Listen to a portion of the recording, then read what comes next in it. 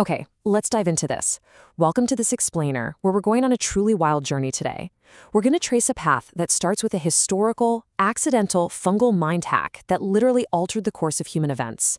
And we're going to follow it all the way out to the absolute outer edges of experimental cognitive programming. We are looking at exactly how the human mind receives, processes, and can literally be rewired to understand reality. Here's our roadmap for today. 1. Nature's accidental mind hack. 2. Chemistry, light, and consciousness. 3. The 128 crayon operating system. 4. Reopening the critical period. And 5. Terraforming the human mind. Let's get right into it. Section 1. Nature's accidental mind hack.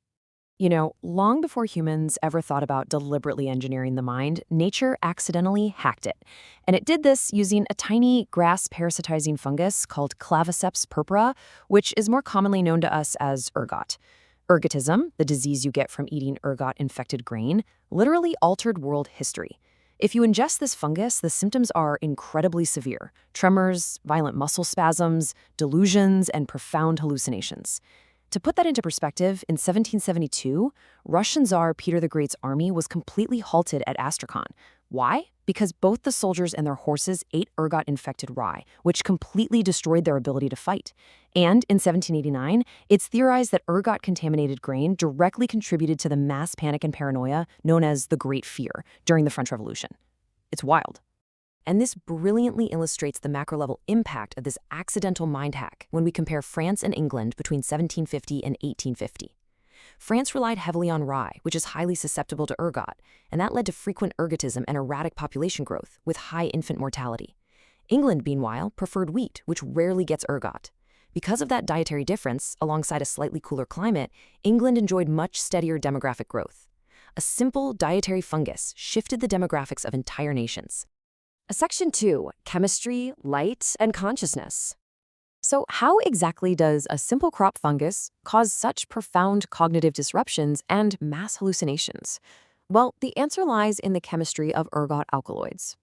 These are fungal compounds that happen to feature a tryptamine backbone. And because of that specific molecular shape, they bind directly to the 5-HT2 serotonin receptors in the human brain. This is the exact same pathway used by powerful psychedelic compounds like DMT and notably LSD, which, fun fact, the chemist Albert Hofmann actually first synthesized directly from ergot alkaloids back in 1938.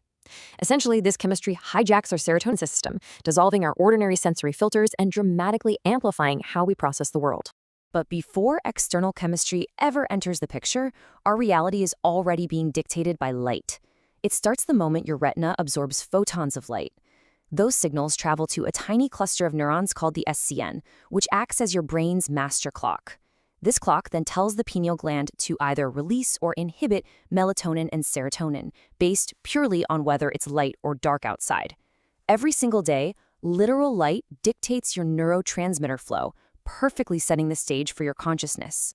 Now, what's really interesting about this slide is how Einstein's quantum theory of light underpins all of this biological machinery. His formula, E equals hv, proved that light comes in discrete packets of energy called photons, and the energy of a single photon is strictly proportional to its frequency. Our eyes, our brains, our entire circadian rhythm are fundamentally built from the ground up to process this exact quantum radiant energy.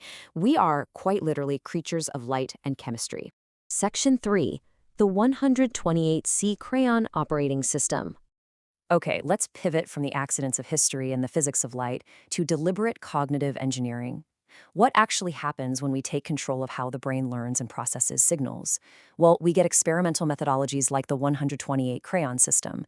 This was derived from a blind piano teacher named Al, who entirely bypassed visual learning, proving that you can use other pathways to build durable structural understanding in the brain. It does this by using 6 independent, simultaneous pathways, or bindings, for every single piece of information. You have sound, specific colors, and scent. Scent is absolutely crucial here because smell has 0 synaptic relays to the memory centers of the hippocampus. It goes straight there. Then you add a story to engage ancient narrative circuits, physical body gestures for procedural memory, and finally a visual glyph for abstract tagging. Pushing information through all 6 pathways at once creates a permanent cognitive ridge that survives even if one sense is entirely lost. To make this abstract concept tangible, think about exactly what one single piano note feels, smells, and looks like in this system.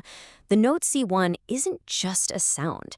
It's bound to the color cherry red. It's bound to the physical scent of rain and static electricity. It's bound to the physical gesture of a thumb pressing down into the earth.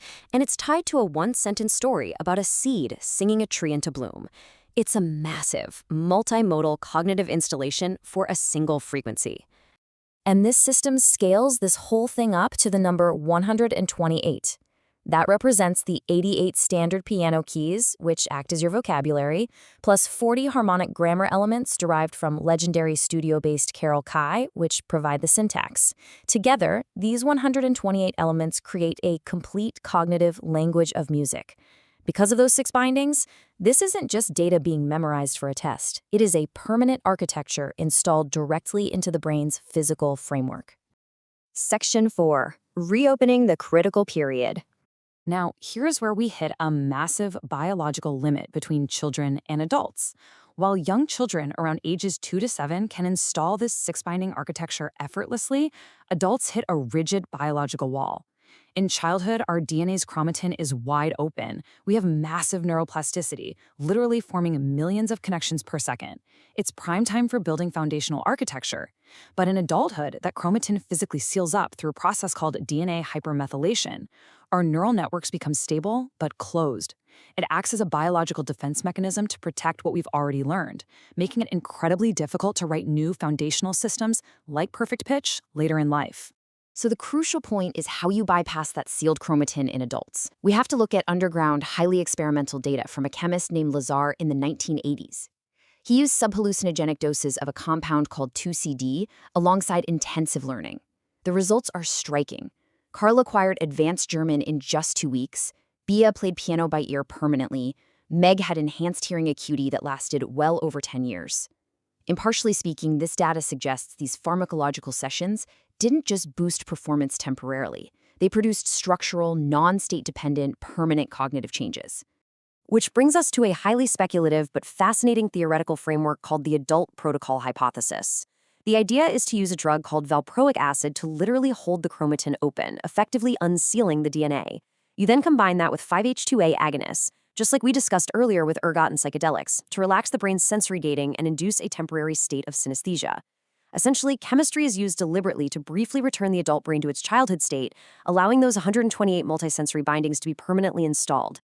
Section 5. Terraforming the human mind.